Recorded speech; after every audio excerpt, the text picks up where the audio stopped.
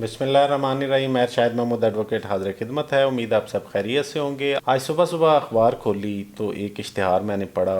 उसकी इश्तिहार की हेडिंग है आकनामा अपने हकीकी बेटे नाम सो एंड सो को बवजह नाफरमानी मनकूला व गैर मनकूला जायदाद से ताहयात आग कर दिया है। आइंदा मैं और मेरे घर वाले इसके कॉल और फेल और लेन देन के ज़िम्मेदार नहीं। और आगे जो जिसने इश्तिहार दिया है, तो मेरा दिल चाहा कि इस बाबत मैं आपसे वीडियो के ज़रिए बात करूं।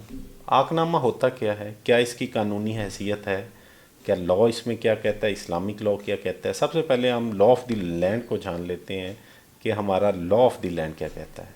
ऑनरेबल हाई कोर्ट की जजमेंट है PLD 2013 लाहौर 464, और इसमें ऑनरेबल हाई कोर्ट ने ये होल्ड किया कि आकनामे की कोई वैल्यू नहीं है।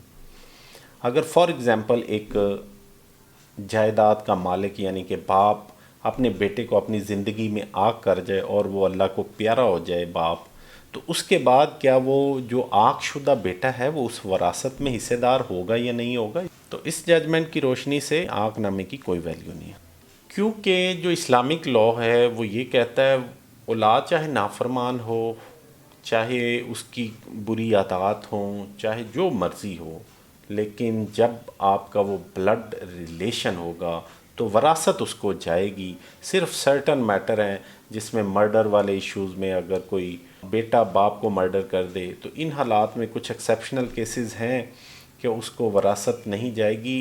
अदरवाइज़ चाहे आकनामा आप रजिस्टर करवा दें, चाहे आकनामा आप अखबार में करवा दें, चाहे जिस तरह मर्ज़ी कर लें, आप किसी को किसी के कानूनी शरई हक से महरूम नहीं कर सकते। तो ये आकनामे पे एक शॉर्ट सी वीडियो थी। इजाज़त दीजिए, अल्लाह हाफ़िज़।